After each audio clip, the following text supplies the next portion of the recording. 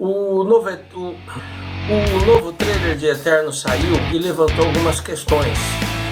Onde é que essa equipe, que não é uma equipe, é uma família, estava quando o Thanos apagou metade da população do universo? E qual o papel deles em substituição aos Vingadores? E mais, qual a relação deles com o futuro grande vilão da Marvel, Kang o Conquistador?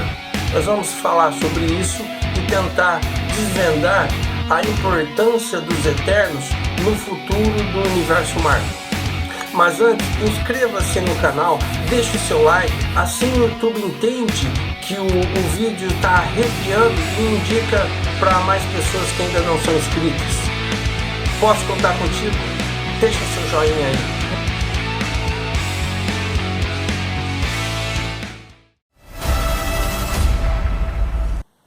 Os Eternos foram criados em 1976 pelo rei dos quadrinhos Jack Kirby, em seu retorno à Marvel após 5 anos na concorrente DC Comics. Ao longo das edições, o rei foi apresentando os personagens e, assim como no filme, ele explicou o porquê deles. Embora vivendo há milhares de anos entre os humanos, eles nunca haviam se manifestado. O trailer explica que, por uma imposição dos Celestiais, seres divinos que supostamente fizeram experimentos científicos na Terra e acabam criando os Eternos e seus inimigos, os Deviantes, eles não podem intervir nas questões da humanidade. Apenas e tão somente quando esses Deviantes insurgem é que os Eternos aparecem para proteger a Terra dessas criaturas nefárias. Isso explica o porquê deles não auxiliarem os Vingadores contra o Thanos, pois embora o Titã Louco tenha um certo parentesco com eles, não é exatamente um deviante. Só que nem todos os Eternos viveram reclusos. A personagem da Gemma Chan, a Cersei, trabalha como curadora em um museu de Londres e seu ponto fraco são os humanos. Inclusive, ela namora com um rapaz muito simpático chamado Danny Whitman, que nos quadrinhos é ninguém menos que o alter ego do Vingador Cavaleiro Negro. Na verdade, é nos quadrinhos que surgiu essa relação. Cersei sempre foi chegada noutra criação de Jack Kirby, o Capitão América. Mas, numa saga dos Vingadores, publicada nos anos 90, Cersei integra a super equipe e acaba por se apaixonar pelo Cavaleiro Negro. Você conhece aquele filme do Jet Li, O Confronto?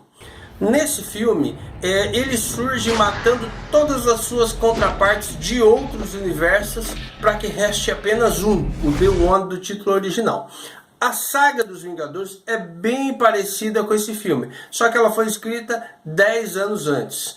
Na história, uma contraparte do Cavaleiro Negro chamada Proctor invade a dimensão dos Vingadores para destruí-los e com isso ter a Cersei só para si. Proctor era amante da Cersei de sua dimensão e lá ela acabou morrendo por uma espécie de doença da vaca louca que vai causando demência, loucura e morte. Pior, quando Proctor aparece, a Cersei dessa dimensão demonstra efeitos iniciais desse mal. Após muita guerra, muita batalha, muita luta, muitos encontros com Proctor, enfim, no último lampejo de clemência, para que Cersei não morra, ela é enviada a uma dimensão vazia, onde não há nada exceto paz. E paz é tudo que ela quer naquele momento. E Danny Whitman aceita ir com ela. É uma história eletrizante, com um final emocionante, mas claro, no mundo dos quadrinhos, nada é permanente e tanto Cersei quanto o Cavaleiro Negro já voltaram para o universo Marvel normal e está tudo bem, estão todos felizes e saudáveis. Mas voltando ao filme, Cersei e Danny Whitman estão juntos, mas parece que ela teve um relacionamento antigo com Ikaris, o personagem de Richard Madden, e possivelmente com o passar dos séculos eles acabam se afastando. Com a insurgência dos Deviantes, um reencontro entre eles torna-se inevitável. Cria-se então um triângulo amoroso e esse seria o mote do filme. Segundo Kevin Feige, a Marvel nunca havia explorado esse gênero em seus filmes. Imagine quando os X-Men chegarem, porque supostamente hoje Ciclope, Jean Grey e Wolverine vivem em um trisal aberto. Vai ser interessante esses X-Men da Marvel, hein? E como o Whitman do cinema se tornará o Cavaleiro Negro? Porque nos quadrinhos ele acaba herdando de seu tio, Nathan Garrett, um castelo na Inglaterra. Ó que bacana, hein? Você de repente do nada, pum! Alguém te deixa como herança um castelo lá na Inglaterra. É incrível. Claro, como todo jovem mancebo, decide ir até lá para ver o que tem lá dentro e tudo mais. Você tem um próprio castelo, você é quase o seu próprio Drácula.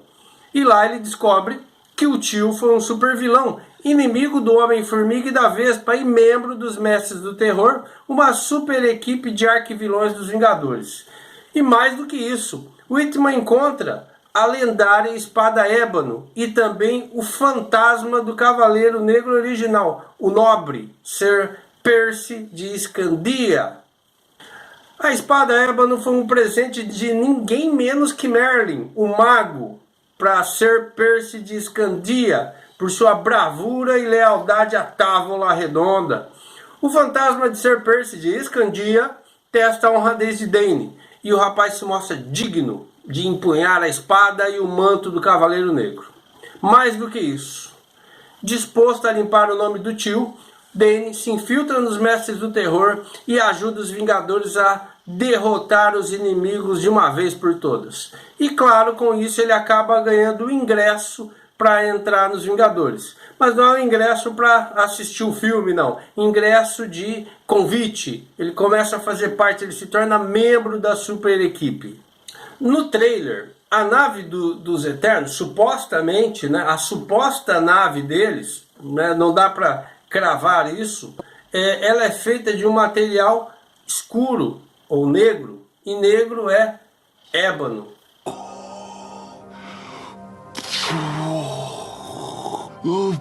Pode ser que a espada possa ser forjada pelo mesmo metal da nave dos Eternos?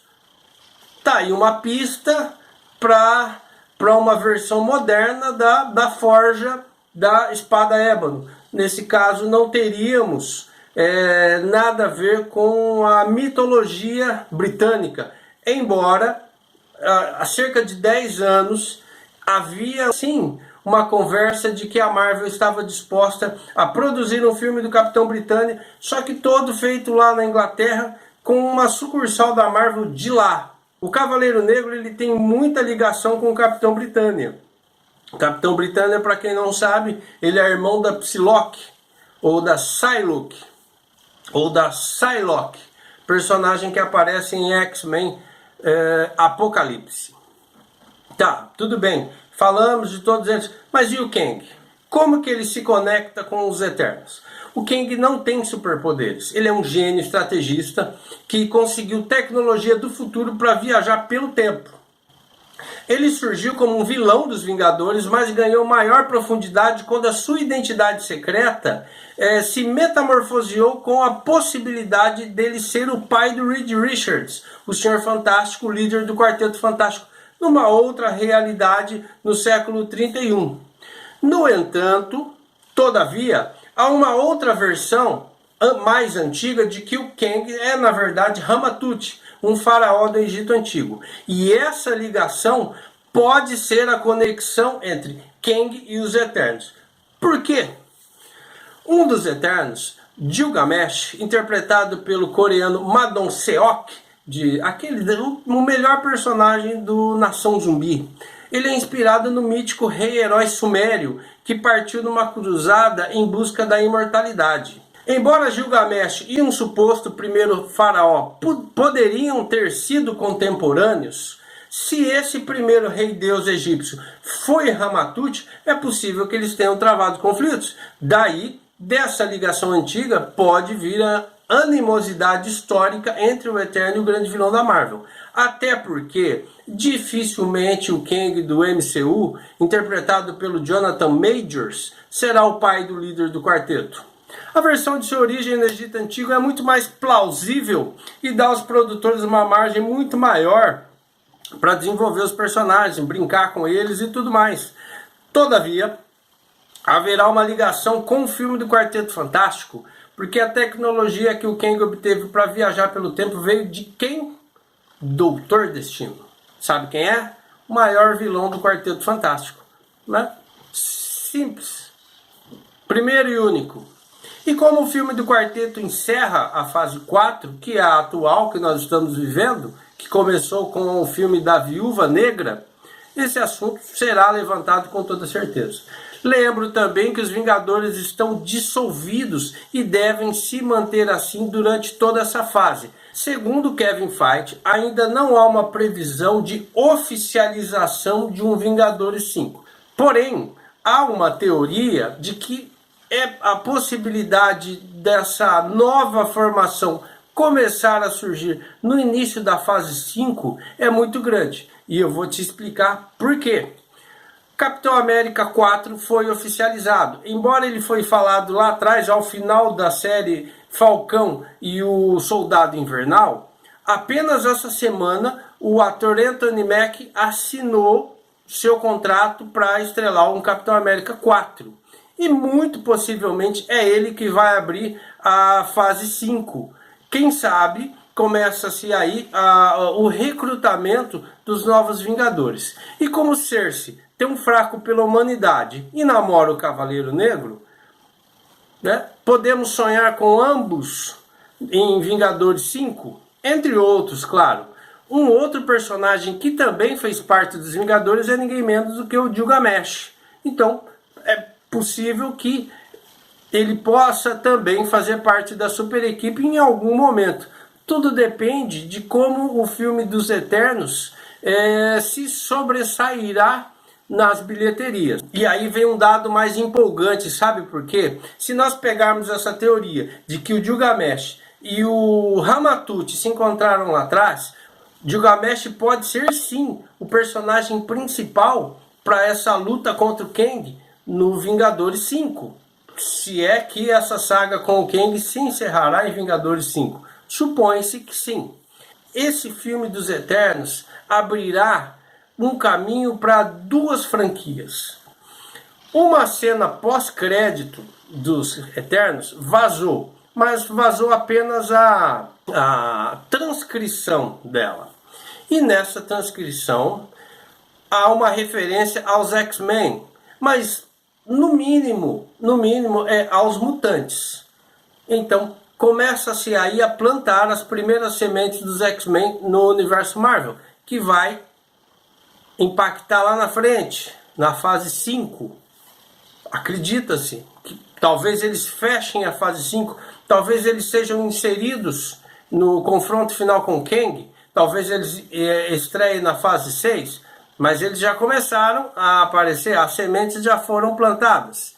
E um outro caminho é para o Quarteto Fantástico. Por quê? O Quarteto Fantástico, historicamente, sempre explorou não apenas o fantástico, mas como o cósmico. E com isso, a própria equipe, o quarteto, eles abrem caminho para outros personagens. Então veja só, os Eternos abrem caminho para as aventuras do quarteto, e os quartetos abrem caminho para outras aventuras, como Surfista Prateado, que surgiu na revista do quarteto, Quasar, Serpente da Lua, Adam Warlock, todos eles podem entrar. É claro que há uma cena pós-crédito em Guardiões da Galáxia Volume 2, mostrando a possibilidade do Adam Warlock aparecer por lá. Mas o James Gunn já disse que ele não aparecerá no volume 3. E como ele já está de malas prontas para Warner, dificilmente ele vai explorar esse caminho. Possivelmente Guardiões da Galáxia Volume 3 será o último, porque além do diretor indo embora, o Astro ele não está satisfeito com a Marvel. Ele diz que recebe muitas reclamações. Ele diz que os fãs dos Guardiões da Galáxia não gostam dele. E o Dave Bautista, que é o Drax, ele também já disse que os Guardiões da Galáxia Volume 3 serão os últimos para ele. Será o último para ele porque ele só trabalha com o James Gunn ali. E parece que aquele filme tosco de zumbis do Zack Snyder fez sucesso na Netflix. E teremos uma sequência que ninguém pediu, acredito que ninguém pediu, mas terá. Então o Dave Bautista possivelmente volta para lá. Mas tudo que eu listei até aqui é apenas parte da história, pois a diretora e roteirista do longa, Chloe Zhao, elencou o nosso planeta, a Terra, como o 11º membro dos Eternos. Lembra da história do Gilgamesh com o supostamente Ramatut? Então, os Eternos terão uma origem misturada com a história do planeta. Uma forma da diretora individualizar o seu filme, a exemplo do primeiro Guardiões da Galáxia e a despeito do restante do universo Marvel. Guardiões, a princípio, também estava individualizado, mas acabou se cruzando com os outros personagens num ponto adiante. Da mesma forma que os Eternos se conectarão com Vingadores 5. Isso é um fato. Mas e você? O que você achou do trailer? Você gostou? Olha, o que eu não gostei, claro, é um trailer, mas você sabe, o trailer é a propaganda do filme. Eu achei um CGI muito horroroso e os poderes muito genéricos. Mas não os poderes dos personagens em si, porque provavelmente eles serão mudados em relação aos quadrinhos, mas a manifestação desses poderes são muito genéricos. Eu acredito que faltou um pouco mais de criatividade e individualização. Por exemplo, eu percebi que os poderes da personagem da Angelina Jolie, a Athena, ela tem os efeitos são muito próximos assim dos anéis do pai do Shang-Chi. Há uma certa engrenagem ali que te lembra. Você vê aquilo e fala, eu já vi isso em algum lugar. Então é interessante lembrar que no primeiro Homem de Ferro, quando o Tony Stark forjou a primeira armadura, você olhava aquilo e via realmente uma armadura forjada por alguém numa caverna. Isso é legal. Isso é interessante. Hoje as armaduras do Homem de Ferro parecem de plástico, mas no primeiro Homem de Ferro aquilo foi feito. E o diretor, o Jon Favreau, ele já disse que tem orgulho daquela cena porque ela teve mínimos retoques dos efeitos. Então é isso que falta às vezes. É essa questão que te levanta certas dúvidas a respeito da efetividade do filme no universo Marvel. Mas de resto, o filme vai chegar, provavelmente vai fazer sucesso. Eu particularmente torço muito pelo sucesso. Eu torço para que chegue a 2 bilhões, 3 bilhões e que uma fatia bem grande dessa vá para a família do Jack Kirby, o criador dos Eternos, porque assim, Jack Kirby merece, a sua família merece,